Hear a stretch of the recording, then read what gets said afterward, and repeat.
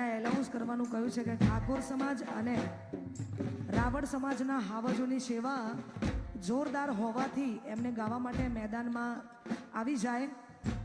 ઠાકોર સમાજના યુવાનો અને રાવળ સમાજના યુવાનોને વિનંતી કે અહીંયા મેદાનમાં આવી જાય. એમને જોરદાર સેવા આપી છે. તો રામજી મંદિર ટ્રસ્ટ એમની સેવાને બિરદાવે છે એવા કમલેશભાઈ આમંત્રિત કરે છે. તો બધા ભાઈઓને વિનંતી કે આપ ગરબાની લાઈનમાં આવી જાઓ, આવી જાઓ, આવી જાઓ ભાઈ.